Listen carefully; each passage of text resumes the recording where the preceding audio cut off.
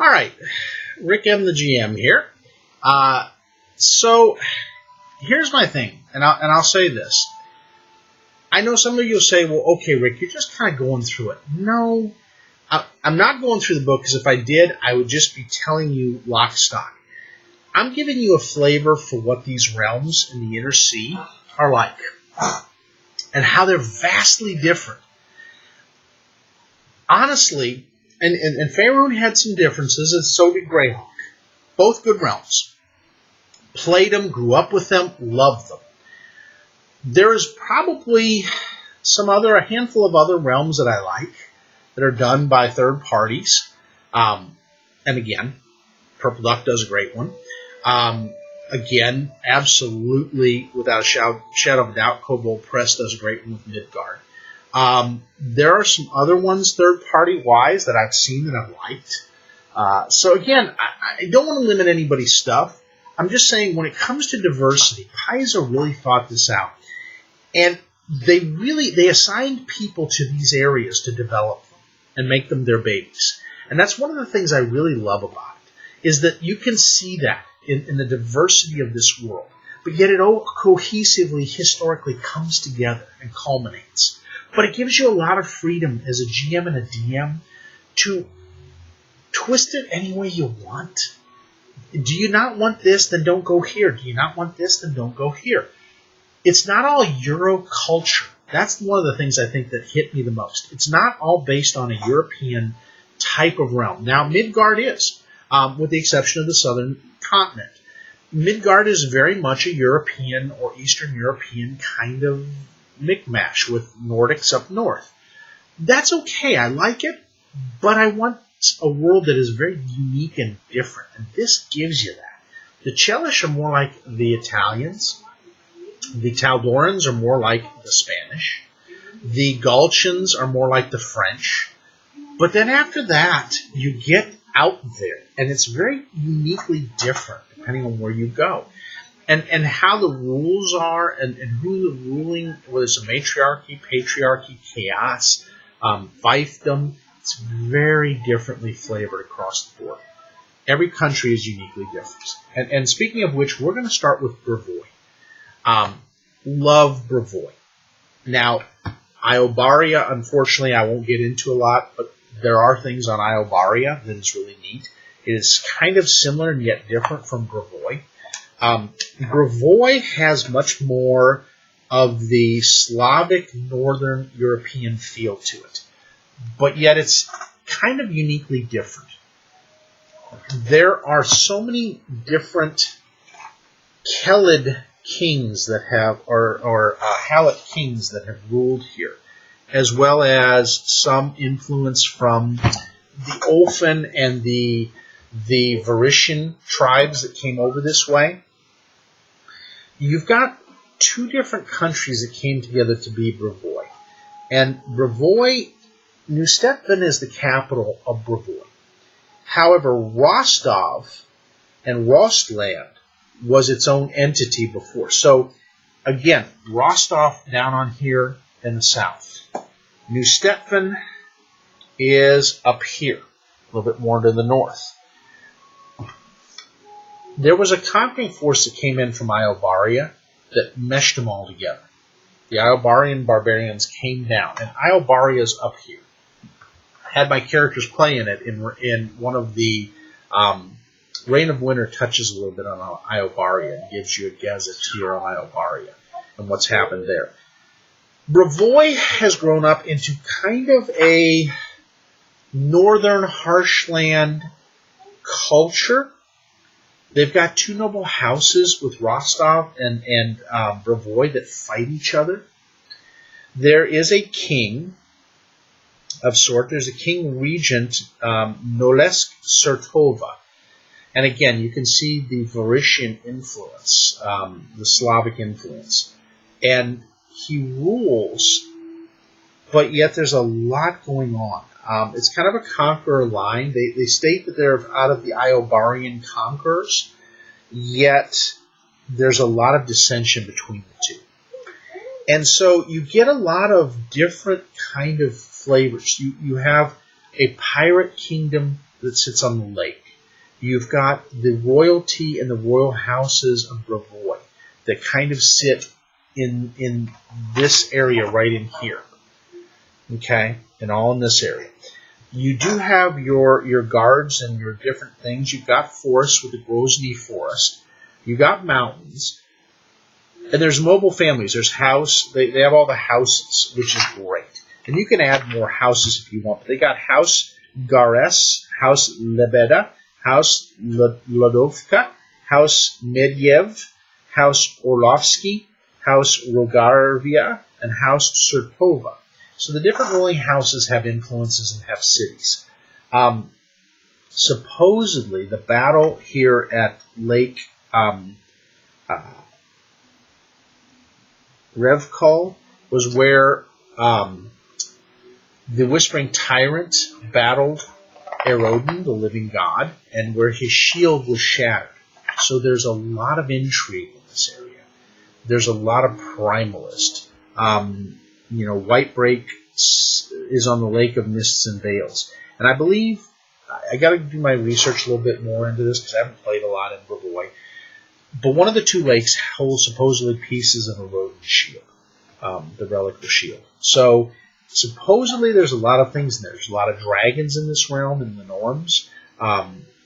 It gets into the really cold, bitter north.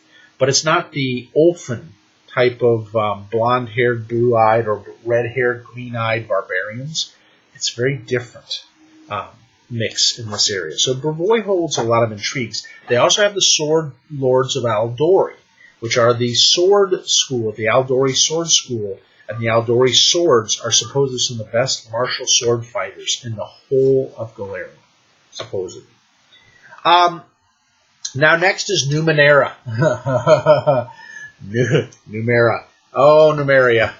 Numeria is the land of the barbarians meet the skyfall of a spaceship and have the Technic League that came up. So you want your starfighters, your robots, your lasers meet magic. This is Numeria.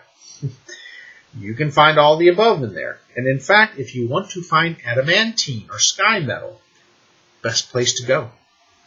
And the place they can actually forge it because they have old ship engines that are around that are still burning, that burn hot enough to melt that type of material. So that's Numeria. It is a very barbaric area. The Technic League holds a lot of sway there, and there's a whole adventure on it. So there's different creatures that are affected by the different liquids and other things that came during Skyfall. There's cyborgs there. There's androids. There's other things that are just... And there's a lot of scavenging that goes on. But the Technic League is the real force. They were established originally by one of the mysterious travelers from space, but evolved into its own little greedy thing as more mages and other things came in from the different realms. And so now it's a controlling league.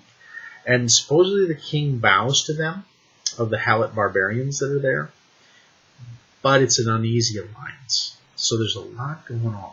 And a lot if you want to get into that type of, it's White Plume Mountain and Barrier Peak all over again, but in a realm. So it's kind of cool.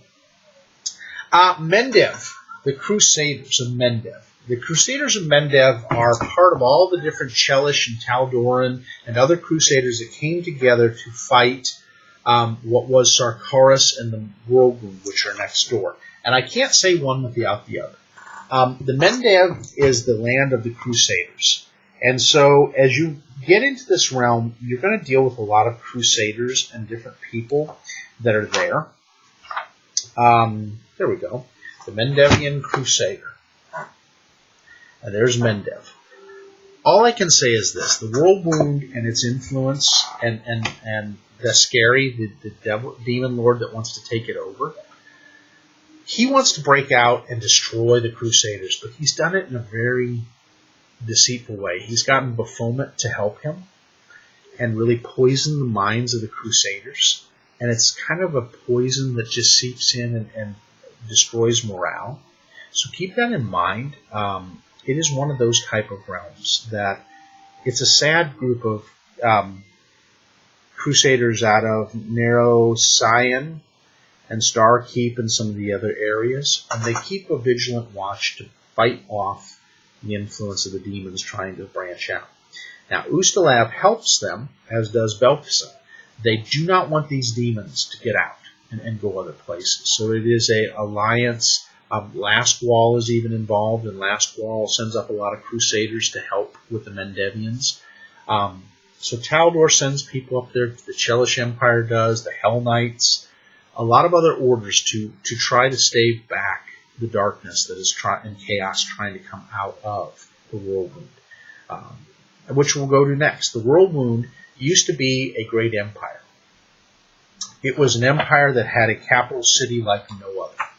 And unfortunately, these learned barbarians decided they wanted to expand. And so it is now a living ruin. There is Discary, the lord of the demons, that rules it. It is literally transformed, and you can see the wound. The wound is where Sarkoris is. And there's a whole gazetteer or campaign guide on the Whirlwind because of the adventure path that goes around it. These poor barbarians, Iz and Sarkoris and Storasta, were all places that were learned places and that had worship, but they decided to reach out and expand their power. And in doing so, they opened and tore the fabric to allow the very abyss to come through. And it has never been the same itself. It has poisoned the people, warped them, turned them into almost mutants. The chaos that pervades and the different demon lords there are horrific. And the tortures that people see is just nightmarish. It is a realm of horrors, is the best way I can put it. So that's the Whirlwind. Great place to put your players if you want them to go into a mythic tier campaign. But yeah, it is a scary place. So, Ustalav. We're going to hit Ustalav, and then I'm going to break this into one more, and we're going to go to part 4. Ustalav is your eastern Romania and Hungary, where all of your nightmarish undead live at. It is a place of hardened people. They were the Varishian people that settled this place in the first place. However, after a time when they had set up their lands, and it's got different little fiefdom counties that are all together, unfortunately, a very evil lich decided to set his sights on this, and that's the Whispering Tyrant, Tar-Baphon. Tar-Baphon wanted his own nation. He started in Belkacem by turning the orcs to undead, after a rodent had beaten him back and killed him and turned him to the lich that he is now. Not intentionally, it just happened.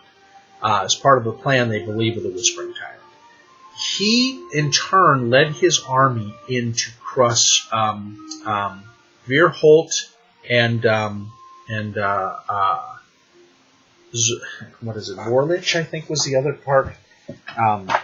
I should know this better because I've played it so well, but it's been a little bit and I've slept on it. I love it because it's just, to me, the Baroque type of thing. There we go. Let's go to Vorlich. Vorlich used to be it was Veerholt and something Lich, Grodlich. And they took, the Whispering Tyrant made that his bastion. He defeated the poor Ustalavic people and sent them on a run. So the Taldorans and the Knights of Ozum came in with Iomedae and tried to beat it back. And after several crusades and many losses, they were able to turn the tide and bring it under heel and trap Tar-Baphon in the gallows spire. So now Vorlich is its own little prison for the darkness, yet it still seeps out and pervades. You've got the Amons, you've got the many different areas. As you can see, Ustalav has tons of counties. And they've got a lot of intrigue. They got barons and baronesses that are nasty, that want power. It's a very kind of a dark European Baroque thing where the citizens are barely getting by, and they do, but they don't trust much. There's so much superstition and undeath around it that they don't know what to believe. The prince is a good man. He really tries to do what's right, and he works with his nobles in doing so. They're based out of Caliphas. It used to be Ardis. It was the capital. They moved things under Edward Ordranti to the capital now that is Caliphas. And all I can say, the Rule of Fear is the thing on it. It's a great thing done by Wes Schneider. It is a beautiful realm to play in if you like undead and fighting undead cults. I would definitely put your stake down here and let your players play in it. Plus, they also have, the Frankenstein University, as I call it, up north, where investigators are trained and some other cool classes. So it's a very, Lepidstadt is a very interesting place. It's like Eastern Germany. So, again, great stuff, and we'll have a part 4 coming soon.